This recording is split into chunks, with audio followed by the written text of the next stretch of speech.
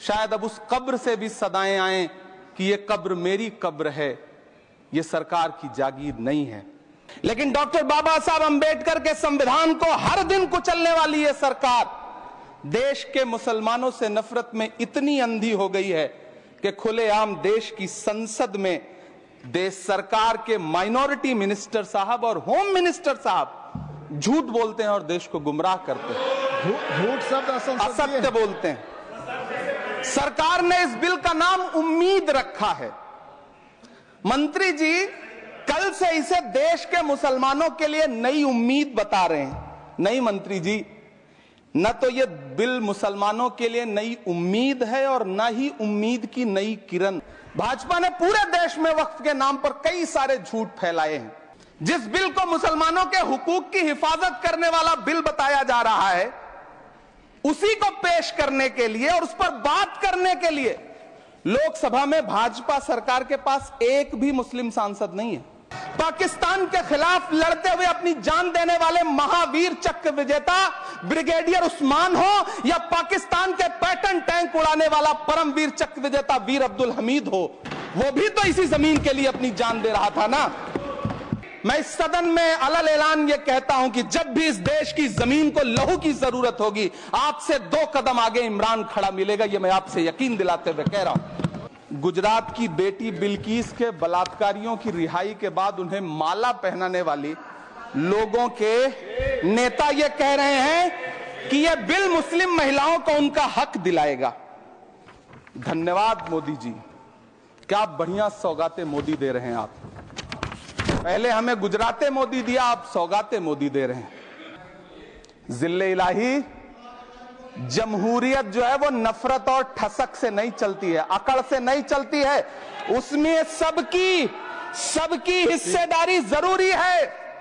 कल देश के माइनॉरिटी मिनिस्टर ने लोकसभा में खड़े होकर एक शेर सुनाया था कि मुझसे कोई बदगुमान न हो, तो मैं उन्हें एक शेर सुनाना चाहता हूं कि मैं आज जद पे हूं तो इतना खुशगुमान न हो। मैं आज जद पे हूं तो इतना खुशगुमान न हो। चराग सबके बुझेंगे, हवा किसी की नहीं। हम ही को कातिल कहेगी दुनिया, हमारा ही कत्लेआम होगा। हम ही कुएं खोदते फिरेंगे, हम ही पे पानी हराम होगा। सभापति महोदय, सन 1947 में दिल्ली की जामा मस्जिद की तारीखी सीढ़ियों पर खड़े होकर के भारत रत्न मौलाना अबुल कलाम आजाद साहब ने कहा था कि मुसलमानों कहां जा रहे हो, यह है तुम्हारा मुल्क, यहां तुम्हारे आबाओ अजदाद की कब्रें हैं। उस वक्त मौलाना आजाद की ये सदाएं सुन करके लोगों ने अपने सरों की गठरियां उतार करके रख दी थी। आज उसी दिल्ली में मौजूद देश की संसद में एक बिल आया है जो हमसे उसी जामा मस्जिद की सीढ़ियों के सबूत मांगेगा, जो उन्हीं सीढ़ियों के पास अपनी कब्र में सोए हुए मौलाना आजाद को फिर से कब्र से सदा देनी पड़ेगी कि ये जो कब्र है वो मेरी कब्र है, ये किसी सरकार की जागीर नहीं है। सभापति महोदय, मैं जहां खड़ा हूं इसी संसद भवन के सामने सड़क के उस पार अपनी कब्र में सोए हुए भारत के पूर्व राष्ट्रपति फखरुद्दीन अली अहमद की कब्र है। शायद अब उस कब्र से भी सदाएं आए कि ये कब्र मेरी कब्र है, ये सरकार की जागीर नहीं है। सभापति महोदय, मैं वक्फ कानूनों में किए जा रहे संविधान विरोधी बदलावों के खिलाफ बोलने के लिए खड़ा हुआ हूं। संविधान का आर्टिकल 14 हो, 29 हो, 30 हो, चीख चीख कर कहता है कि देश में सब बराबर के हकदार हैं। आर्टिकल 26 कहता है कि सबको अपने अपने मजहबी कामों के लिए मंदिर, मस्जिद, गिरजाघर, गुरुद्वारों का निर्माण करने का हक है और उसका रखरखाव का भी हक है। लेकिन डॉक्टर बाबा साहब अंबेडकर के संविधान को हर दिन कुचलने वाली यह सरकार देश के मुसलमानों से नफरत में इतनी अंधी हो गई है कि खुलेआम देश की संसद में देश सरकार के माइनॉरिटी मिनिस्टर साहब और होम मिनिस्टर साहब झूठ बोलते हैं और देश को गुमराह करते हैं। झूठ शब्द असत्य बोलते हैं। सरकार ने इस बिल का नाम उम्मीद रखा है।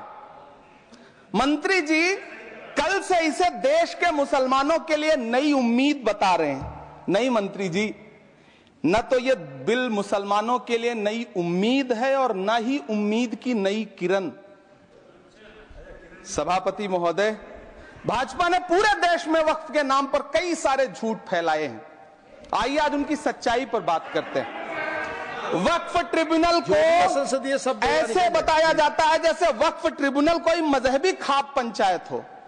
सभापति महोदय, जबकि सच्चाई यह है कि वक्फ ट्रिब्यूनल भी तो सरकारी न्यायिक विभाग है, जिसमें सरकार द्वारा नियुक्त जज होते हैं, जिसमें प्रशासनिक अधिकारी होते हैं, कहीं ऊपर से थोड़ी आ गए। सभापति महोदय, देश के गृह मंत्री जी ने इसी सदन में कहा कि वक्फ ट्रिब्यूनल के फैसले के खिलाफ कोई कोर्ट नहीं जा सकता, जबकि सच यह है कि वक्फ एक्ट 1995 की धारा 83(9) के तहत हाई कोर्ट वक्फ ट्रिब्यूनल के फैसले की न सिर्फ समीक्षा कर सकता है बल्कि उसे बदल भी सकता है। सच तो यह है कि वक्फ बोर्ड खुद अपनी जमीनों के लिए कई सारी कोर्ट में मुकदमे लड़ रहा है। सभापति महोदय, दिल्ली की जिन 123 संपत्तियों को लेकर कल माइनॉरिटी मिनिस्टर, होम मिनिस्टर साहब और अभी आदरणीय नेता सदन बात कर रहे थे, आइए उनकी सच्चाइयों पे भी बात करते हैं। 1911 में जब अंग्रेजी हुकूमत ने कोलकाता के बजाय दिल्ली को राजधानी बनाने का फैसला किया, तो रायसीना हिल्स के चारों तरफ जो मुसलमानों की ढेर सारी जमीनें थी उनको एक्वायर किया गया और लुटियन को इसकी तामीर की जिम्मेदारी सौंपी गई। सेंट्रल विस्टा की तरह लुटियन जोन का मेगा प्लान तैयार हुआ, लेकिन उस वक्त के मुसलमानों ने उस वक्त की अंग्रेजी हुकूमत से अपनी इबादत गाहों को बचाने के लिए लड़ाई लड़ी। मामला ब्रिटिश गवर्नमेंट तक पहुंचा। तब यह तय हुआ कि वो जो धार्मिक स्थल हैं उन्हें जस का तस रहने दिया जाएगा। इंडिया गेट के बगल वाली मस्जिद हो, जाप्तागंज, सुनहरी बाग मस्जिद हो, पार्लियामेंट रोड वाली मस्जिद हो, ऐसी 123 संपत्तियों के मैनेजमेंट के लिए 1913 में मुसलमान वक्फ वैलिडेशन एक्ट बना और उसके बाद एक नया शहर बसाया गया जिसे लुटियंस जोन का नाम दिया गया। फिर 1943-45 के बीच एक और समझौता हुआ आजादी से पहले, उसके तहत काफी सारी वक्फ जायदादों को सुन्नी मजलिस औकाफ बनाकर उसके अंडर किया गया ताकि उसकी देखरेख की जा सके। गृह मंत्री जी 2 दिन से सदन में जो बात कह रहे हैं वो दरअसल 123 संपत्तियां उसी सुन्नी मजलिस औकाफ के तहत आती है। सभापति महोदय, आजाद भारत आजाद हुआ। आजादी के बाद भारत में 1954 में वक्फ एक्ट लागू हुआ, जिसकी धारा 9 के तहत 1964 में केंद्रीय वक्फ काउंसिल का गठन हुआ। दिल्ली की वही 123 प्रॉपर्टीज को 1970 में सर्वे गजट करके गजट नोटिफाई किया गया। इसके निपटारे के लिए पूर्व प्रधानमंत्री इंदिरा जी के द्वारा 1974 में एक बर्नी कमेटी बनाई गई। बर्नी कमेटी ने 1976 में इन 123 संपत्तियों को दिल्ली वक्फ बोर्ड की संपत्ति होने की रिपोर्ट सौंपी। उस रिपोर्ट के आधार पर 1984 में कांग्रेस सरकार ने उन 123 प्रॉपर्टीज को दिल्ली वक्फ बोर्ड को सौंपने का फैसला किया, जिसके खिलाफ विश्व हिंदू परिषद कोर्ट गई। मामला 2011 तक पेंडिंग रहा। फिर 2011 में कोर्ट ने सरकार को आदेशित किया कि इसका निपटारा करो। तब 2013 में तत्कालीन यूपीए सरकार ने दिल्ली की उन्हीं 123 जायदादों को बर्नी कमेटी की सिफारिशों के मुताबिक वक्फ बोर्ड के हवाले किया। यही वो प्रॉपर्टीज हैं जिनके नाम से गृहमंत्री जी कल से कांग्रेस को कोस रहे हैं। फिर आई 2014 में भाजपा की सरकार, जो तब से इन जमीनों को हड़पने की साजिश कर रही है।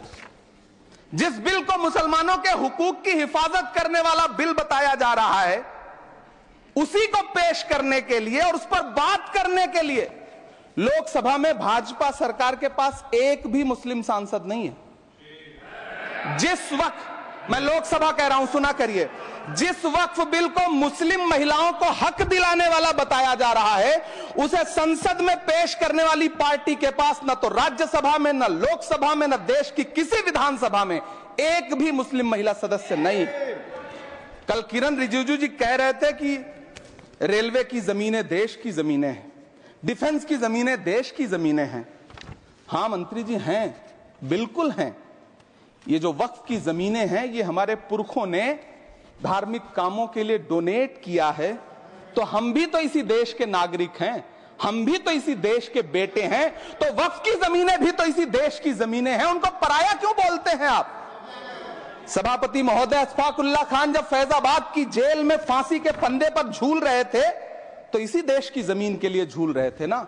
सभापति महोदय, अंडमान की जेल में काला पानी की सजा काटकर अपनी जान देने वाले मौलाना फजले हक खैराबादी हो या शेर खान अफरीदी हो, वो भी तो इसी जमीन के लिए अपनी जान दे रहे थे ना।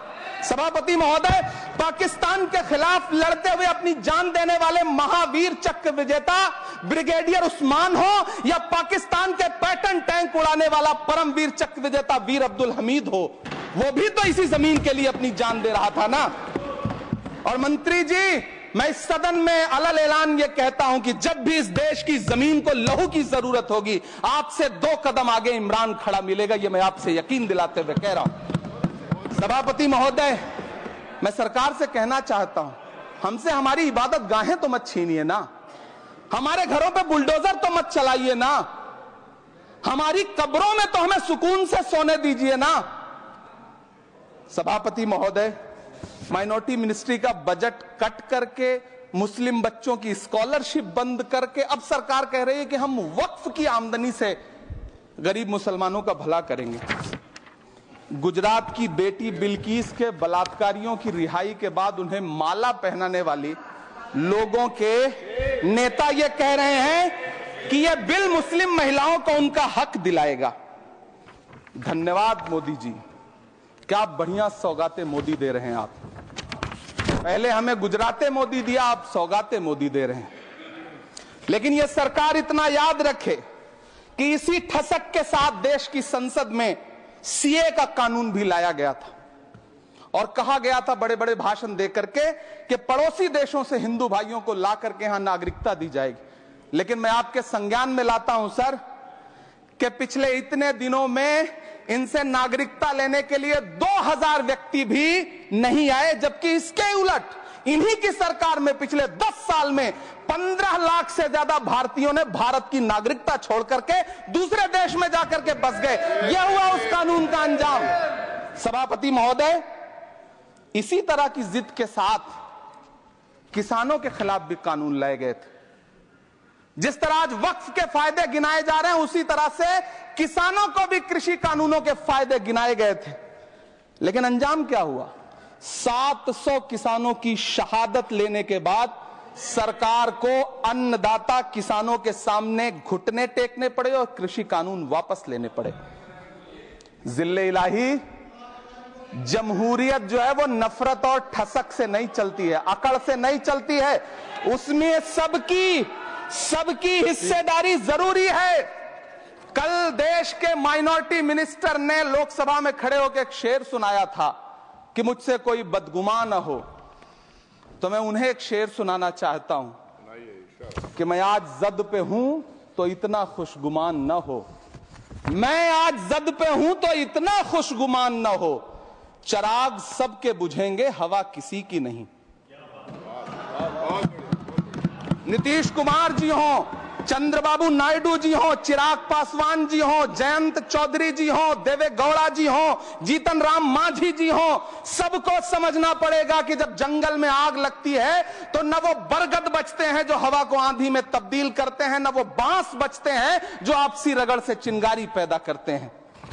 सभापति महोदय, जब देश को मनमोहन सिंह साहब जैसा काबिल प्रधानमंत्री मिलता है तो देश को आरटीआई जैसा एक्ट मिलता है, सेज जैसा एक्ट मिलता है, मनरेगा जैसा एक्ट मिलता है, लिबरलाइजेशन मिलता है, राइट टू एजुकेशन मिलता है, नेशनल फूड सिक्योरिटी एक्ट मिलता है।